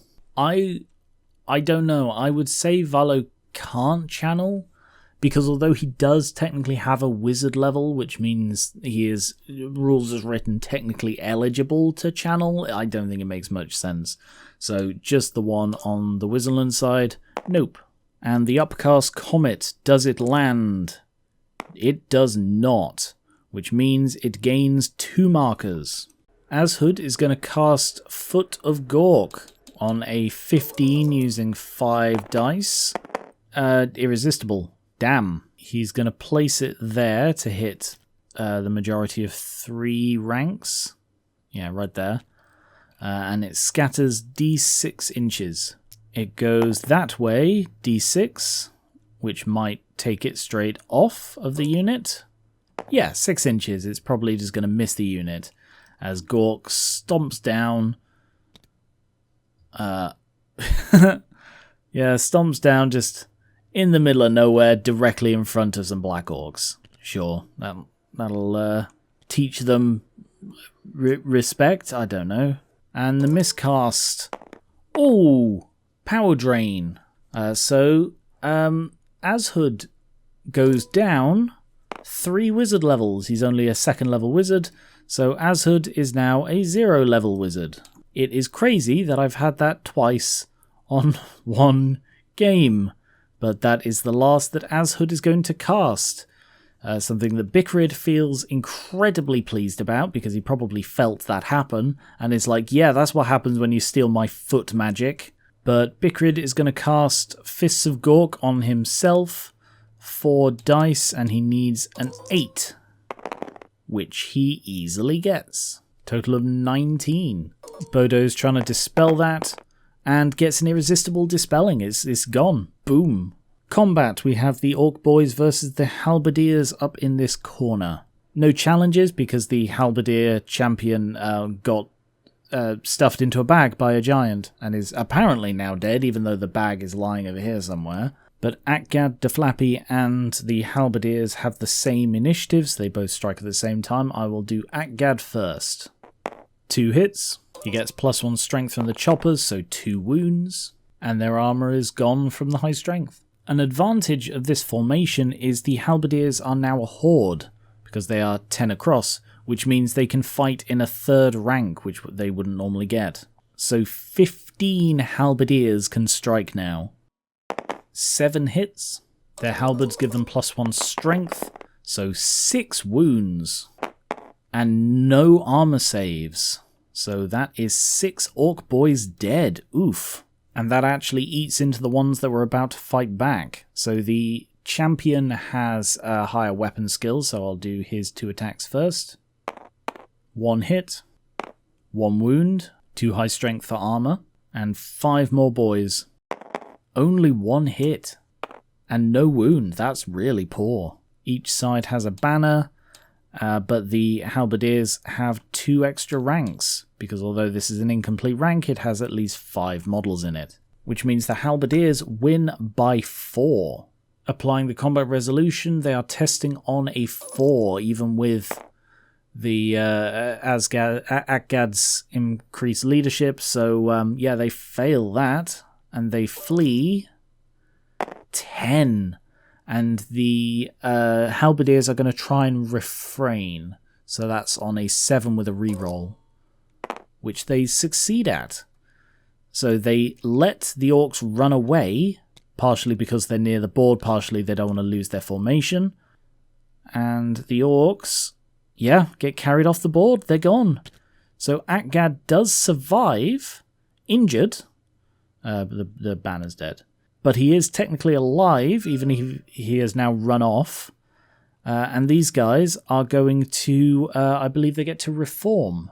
So they are just going to rotate back. And because this is a reformation and not a march or anything like that, they are not subject to dangerous terrain for doing so. That was a pretty good move for the Halberdiers. Saw off a threat to their flank and then just immediately reformed again. Wissenland Turn 5. Now that this entire flank is free of enemies, they can probably do some work here. Nothing's in the front arc of this unit, so they can't they can't charge Bikrid. Instead, they will just reform to face that way. Valo, and this isn't really a rule, but given the story nature, the narrative nature of this campaign, I'm going to allow this. Valo is going to voluntarily flee. So he is going to, he's just going to march off the board as quickly as he can. And although I'll still count it as the victory points, but it means he's not going to die. And given the ongoing nature of the campaign, you know, he could return. It's not really worth the risk of him to stand near these Black Orcs when he is completely incapable of helping. The Halberdiers are going to rotate 4, which also doesn't count as anything that they need to worry about. The Blood Forest doesn't affect them for that. So they are now in a position should the Black Orcs charge, which they are very likely to do. And I think the swordsmen are going to back up 2 inches. Like so. Does that... Yeah, that now puts the handgunners back into range. Because I believe... Yeah, they are the detachment of the swordsmen. So if the swordsmen get charged while the handgunners are within 3 inches, which they are now, they get a stand and shoot reaction. So if the Black Orcs do charge, which again they are likely to, the handgunners are going to be able to shoot them. Oh, and I need to roll for Ubaldo's mechanical steed.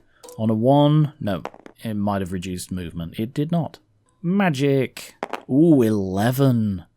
channeling, what, now 1 on the Orc side? No, 1 on the Wissenland side? Yes. Wow.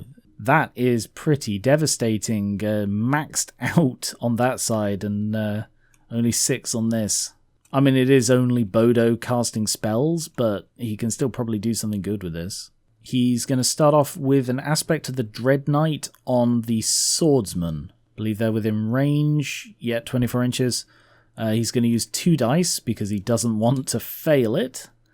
And he passes, so that's a total of 9 with his +4. I think they're going to use 3 dice to try and dispel. Which they succeed. Total of 13. Bodo can cast another spell, so he will then do a Doom and Darkness on the Black Orcs. And he's going to use 4 dice because he actually wants this one to persist. That is a poor roll. Total of 14, and they're going to use 3 dice again to try and dispel. Oh, that is a poor roll as well. Total of 11. The spell passes. The Black Orcs now have -3 leadership. You know what I forgot to do? I forgot to do the Comet.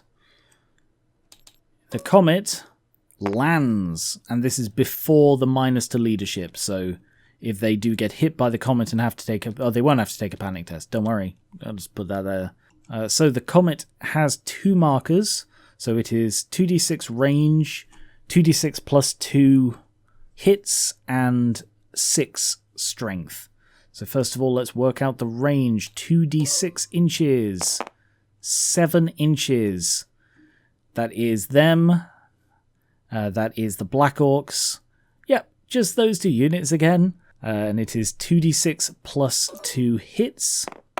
8 total of hits at strength 6. Against the big uns first, this may wipe them out. This is a little bit tricky because there are 7 rank and file and 8 hits. If there are fewer than 5 rank and file, then the characters can be hit by this, otherwise they are sort of ignored. I'm going to do these a bit slower just to sort of try and work out who gets hit. So if these 2 die, so I'll do 2 first, and then they're probably going to die, and then we'll see from there.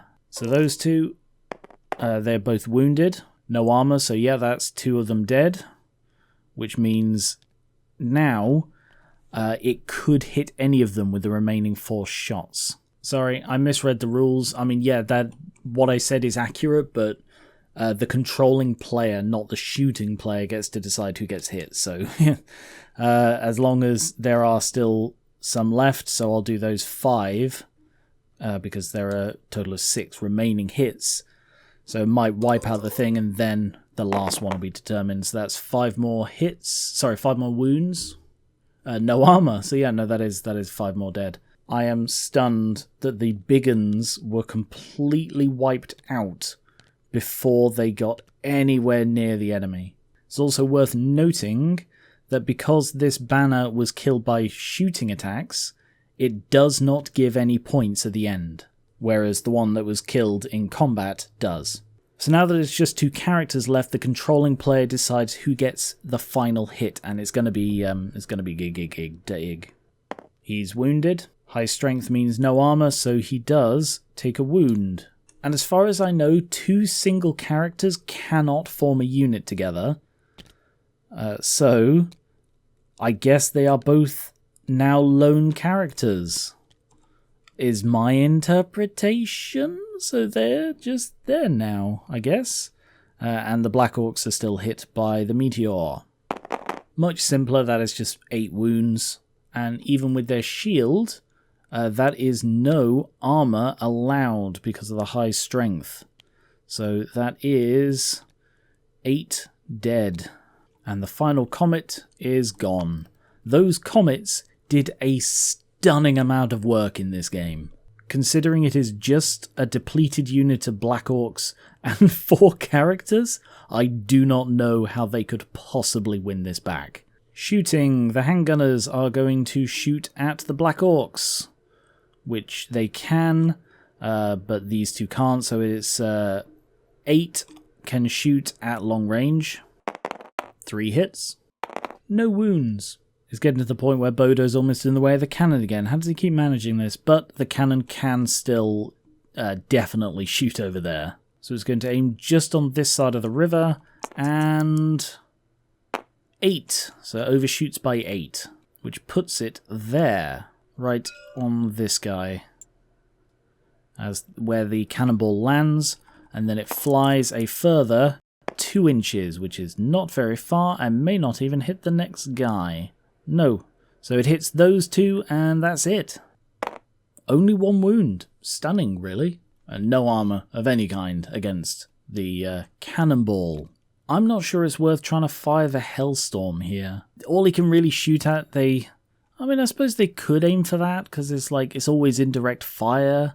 So indirect fire just means it has to be within range. So yeah, okay. I was going to say there's not much point trying to shoot at these guys, but no, they'll go for that.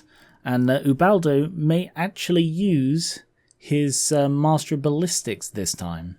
Number of rockets is 2. And the result is 10. So Master of Ballistics is a thing that Master Engineers have, and it allows them to reroll 1 artillery dice. But it means they can't shoot. So he is going to... Oh, 10 anyway. Well, that was not good. Is anything within 10 of these? Nothing there. Nothing there. Okay. The 2 rockets just scatter too far to hit anything. And with no combat, we go into Skullsmasherz Turn 5. And there is nothing left on the board with animosity. But the Black Orcs are definitely charging. They have had enough of this. They've been buffeted by winds. They've been hit by, 3 meteors? They are pissed off. And they are just going to charge in, with the closest point apparently being 8 inches away. So they need a 4 to get the charge. They do get the charge, but because they are declaring a charge against something within that the handgunners are within 3 inches of, because of the detachment, they can fire again. So 8 handgunners are shooting at the Black Orcs again. Still at long range because they fire immediately if they can, which is 4 hits. And 3 wounds. Oof. They do get an armor save, which all 3 fail. Oh, the Black Orcs. They have been so depleted before they've done anything. It's really sort of sad for me to see, because they are like my favourite unit in the Orcs and Goblins army, but they do finally get into combat, and it only took them almost the entire game. Cromgit is going to move up and then stop. Gig is going to move 4 inches closer to his master and then also stop, because they are not stupid, and they are seeing all of this and they don't really know what to do, because they are orcs and their instinct is to charge in and wah, but like what do you do here? You know, it's like it's you, your right hand orc, and a shaman, and that is it. That is all you have against this and these. And this, like, he's proud of the Black Orcs over there. They're doing, well, I say proud. He is not disappointed in the Black Orcs because they are doing what they're supposed to, but that is all they have left. And, he's completely forgot Azhud is over here because, who cares? And I think Bikrid is also going to turn and move 4 inches closer to his boss, and then turn to face forward again. Azhud is, I think, going to stay where he is, because he can still cast spells. No, he can't. He's unable. So, yeah, he's also going to turn. I completely forgot that he lost his level. And he is going to march towards the nearest edge in exactly the same way that Valo is literally directly opposite him. That's a really funny coincidence. This side of the river, bloody anathema to magic. Speaking of which, magic. 5. Channeling 1 on Orc. Channeling 1 on Wissenland. Yes, he's going to do Fists of Gork Bickrid is literally the only option he has here. Or effectively the only option. Oh good, not irresistible. Total of 23, that's pretty good going. Bodo's going to try and dispel it. Irresistible dispelling. At this point, Bodo is just... He understands the way the magic's going on this battlefield, and it's just... No. No shooting, so the combat of the Black Orcs versus the Swordsman. There is still a champion he will challenge, and Ivo will accept. Ivo is the higher initiative, so he goes first in the challenge. 1 hit, and no wound. Black Orcs have something called Armed to the Teeth, which means they are basically the only unit in the game that can have multiple weapons and choose which they want to use. Normally you have to use like a particular one. I think they'd go with the 2 hand weapons, I'm supposed to say at the beginning of the battle, and I forgot that. So yeah, they'll go with 2 hand weapons to make the most of their choppers, which are only in effect this turn. Which means he gets an extra attack. 1 hit with his chopper. That is enough to get a wound, but it's saved. The Swordsman Champion actually has a higher initiative than the other Swordsman, so he goes next. 2 hits. No wounds. Because they're a horde, they get 22 attacks. Yikes. Did I count that right? That seems crazy. And the reason that's so many is because you can see here that the Orcs are actually on larger bases than the Swordsmen. So more Swordsmen are in contact with fewer Orcs. 4 hits. And another 6, total of 10. 5 wounds. 2 were saved, 3 dead. So it's down to the final 10 Black Orcs who do now get to fight back. They're all using the extra weapon, so the front rank gets an extra attack per model. Total of 13. 7 hits. And a crazy 2+ because of the choppers and their own strength, so that's 5 wounds. They don't get an armor, but they do get a parry save because they're only hand weapons and shields.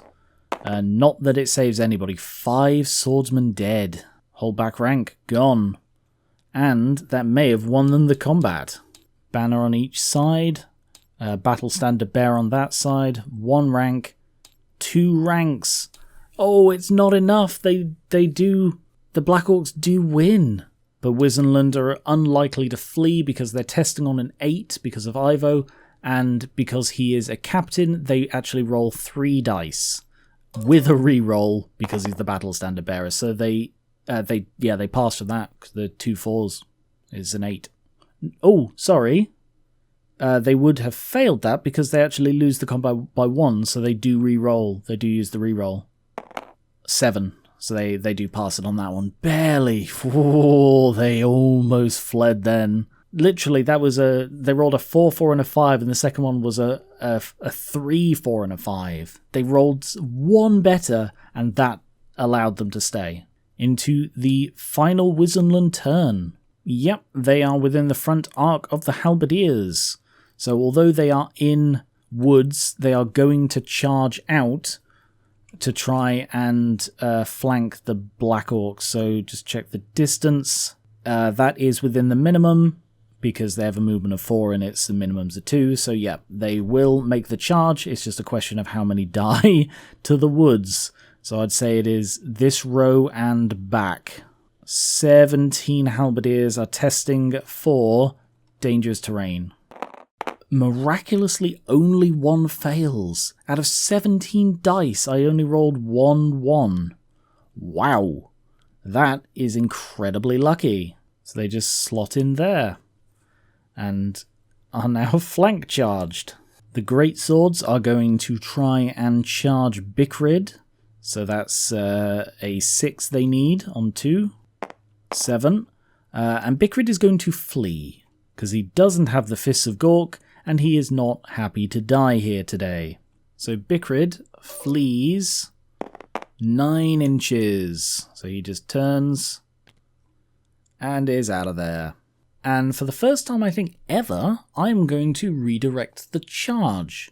So if you charge something and they choose to flee, you can choose instead to charge someone else by passing a leadership test.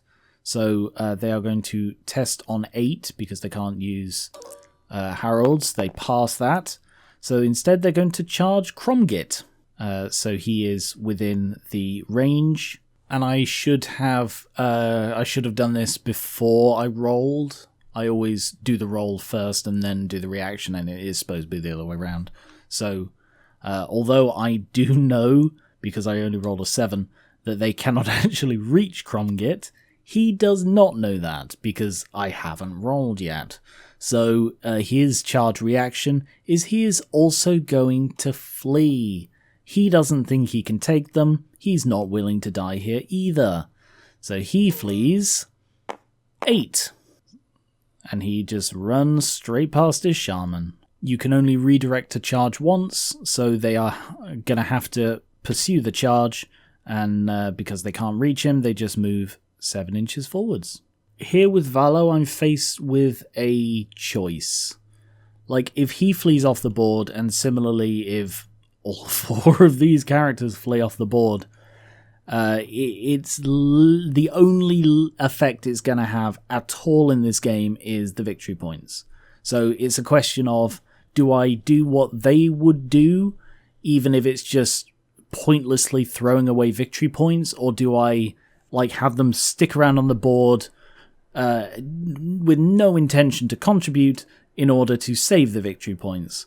And this might be a controversial decision.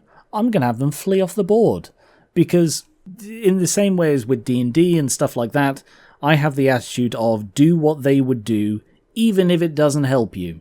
I mean, that's less of a thing in this because, I've got units charging into suicidal things here, but I haven't always. In previous games I have had them choose not to charge because it's not worth the death. Here, they did have a reasonable chance, and they did actually beat the swordsman. They could have made a significant impact. Valo cannot, so he is just going to move off the board. So he counts as a casualty for victory points, but otherwise, oh well, they're going to do the same, and as far as I'm concerned, if I am consistent and have every character act the way they would, then it's fair? I don't know. Let me know what you think. I'm doing it for this one, but if you guys absolutely hate it, I don't have to do it in future games. Magic. 8. There is no channeling on the Orc side because one is fleeing and one doesn't have a wizard level, but Bodo can still channel. Nothing. The only spell I have any interest in casting is Aspect of the Dread Knight on the Swordsman. So Bodo is going to use 2 dice for that. It passes with 12, and he's going to use 4 dice to try and dispel it, because why would he not? And successfully dispels it with 14. So maybe he should have used more dice, but it wasn't really necessary and he didn't want to risk himself. He's not in range, and similarly to the characters, I don't think it's worth firing the artillery because it can explode. And if it does, it's going to take out... It could potentially take out some important characters, all for the result of potentially killing, at a very low chance, these lone characters. It's not worth it, so I'm not going to do any shooting at all. Straight into this combat, which is likely to wipe out the Black Orcs. First of all, the challenge goes on between Ivo and the Black Orc champion. 2 hits from Ivo, 2 wounds. I forgot to say what they were using. I'm going to say hand weapons and shields, because I did buy them shields, and the shields will give them a better armor save and a better ward save and make it more likely that they will survive in order to strike back. Whereas some like great weapons or even the two-handed, they're going to be struck way before they get to fight back. 1 armor save passed, 1 failed. The guy is dead.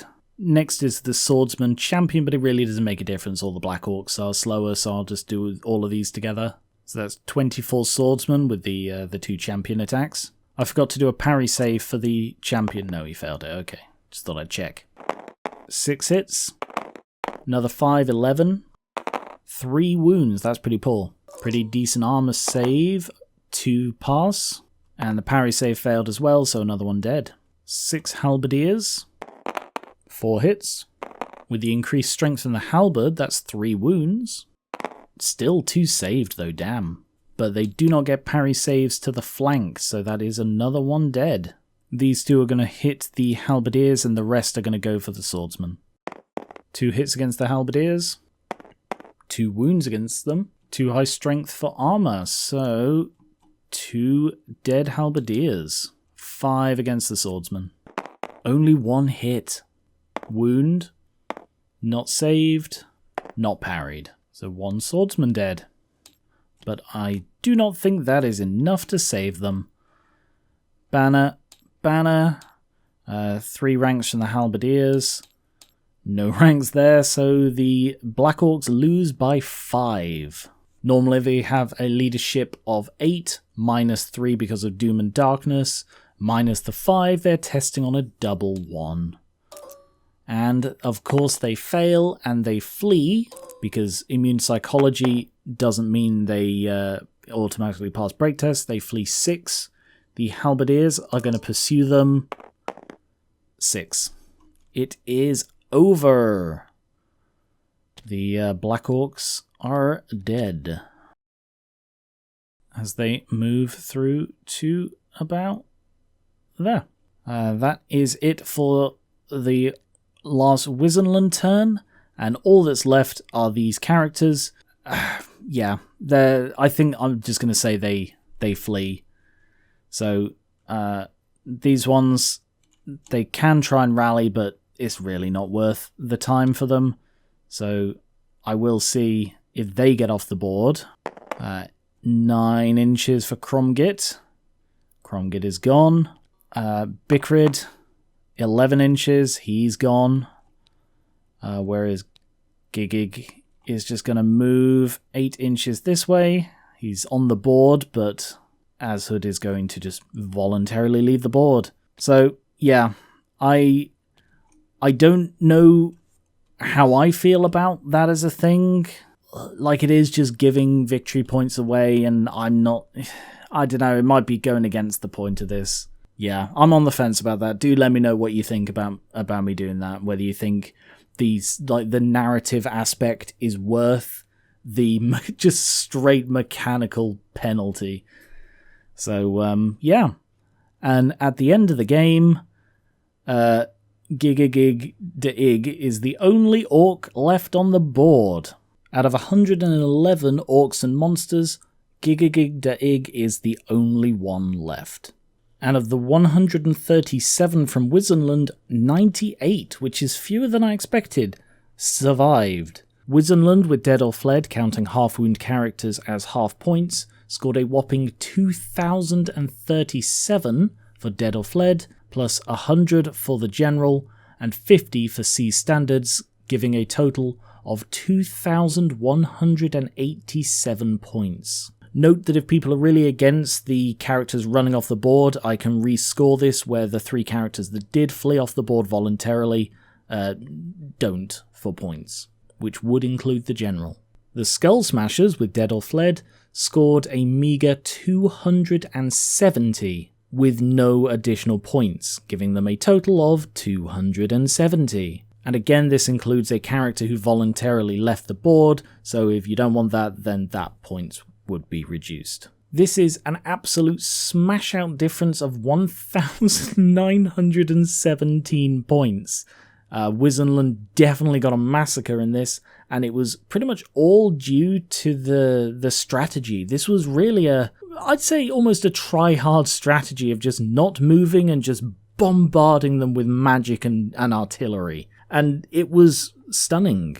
I'm not sure how much I really liked it, but it was fascinating as what can happen in this game. So let me know what you think. Next will be the biggest battle I'll have done so far between the Empire and Sylvania, after which we will conclude the 3rd round of battles. Thank you very much for watching, I hope you've enjoyed this. If you did, subscribe for more board games, card games, miniatures like this, and TTRPGs, and I will catch you later.